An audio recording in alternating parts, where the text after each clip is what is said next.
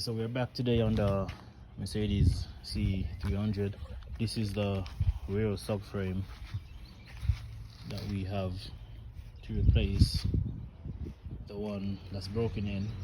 So I showed in a previous video that right here, it was somewhere right down here, was broken on the one that came on the car. This one, I think, also has a bit of damage on it that we are gonna have to weld.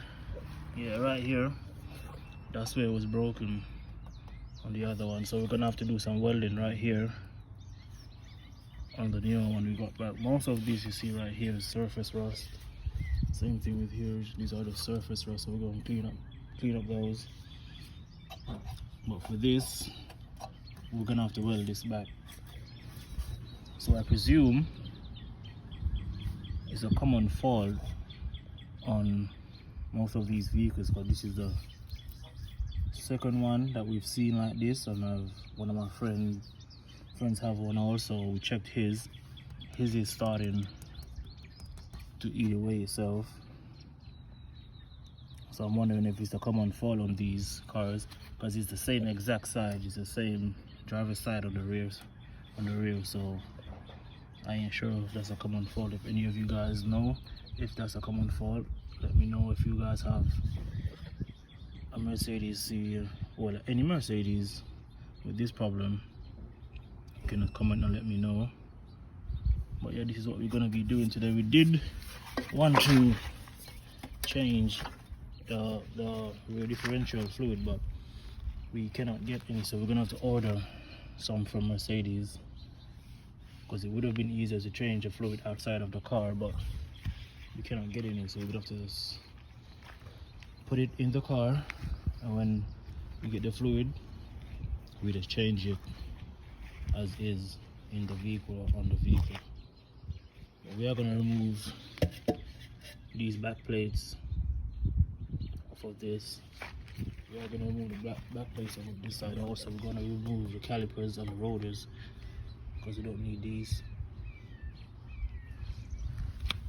So this is going to be rear subframe removal on a Mercedes C300. So stay tuned, guys, and see what happens.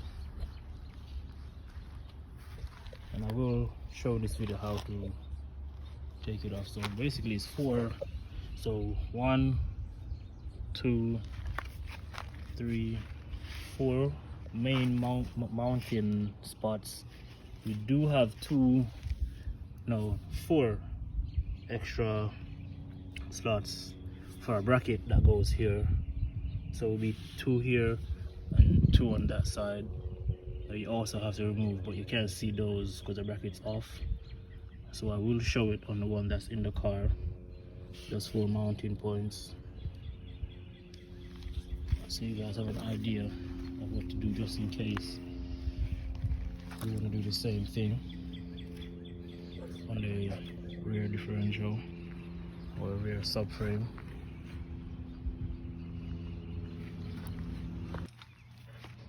So we got the subframe right here welded. It ain't perfect, but it holds.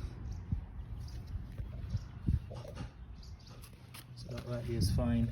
We took off the rotors and the calipers on this side. Same thing over here. And all of the bushings. I find nothing ain't cracked. So we're just gonna use back everything else that's on this rear subframe. The drive shaft is good. No rocking or no weird sounds. So those are both fine. So now I'm going to show you the mounting points for the rear subframe on the car itself, so you guys have a good idea of what I was talking about.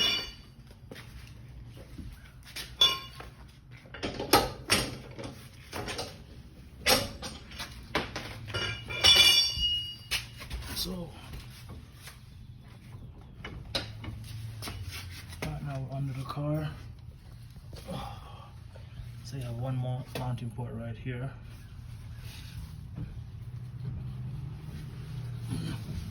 And then you have one more right down here.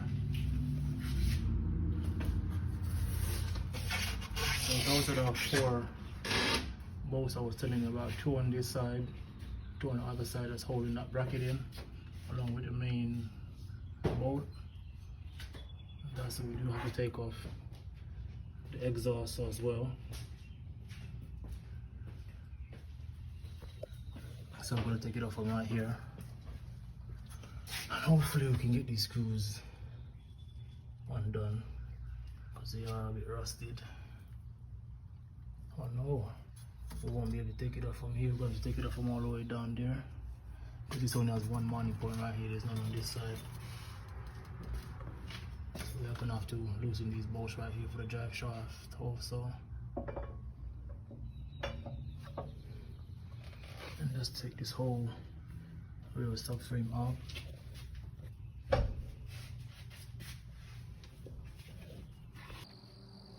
Okay, so we got the the subframe that was in the car out.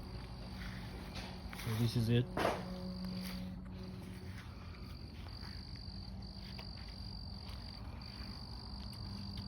Everything is actually still good on it, except that one problem.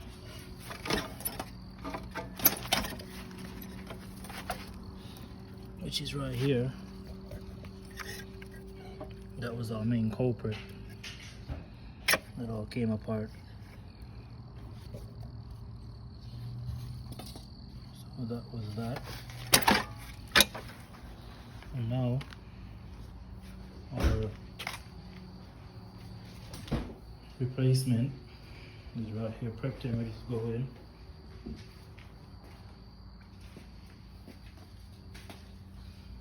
So this is our replacement. Everything is fine on it. Only thing we want to do is just a differential fluid. So we order that, waiting on it to come, and we can change the wireless on the car. All the parts are actually good on it, so we didn't change anything. And here it is. Here's the car with nothing actually, with no real subframe. This right here, the handbrake cable, was a piece of work to get out. But all you gotta use to get it out is this. So we use this and the screwdriver. So all you gotta do is hold the cable right here, pull it to one side and lift it out of the little slot that it was in.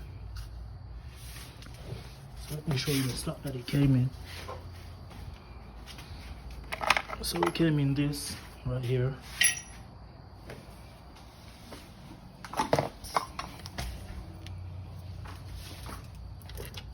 So this goes right in here for both sides. It goes for the passenger side wheel also to go to it. This right here connects to the driver side wheel for the handbrake. That's the drive shaft. That's our suspension. Here's the other one as well. This one's still holding himself up, thankfully. This one here fell down. So I'm gonna put the new one in now, see how it looks. Okay, so we finished replacing the rear subframe.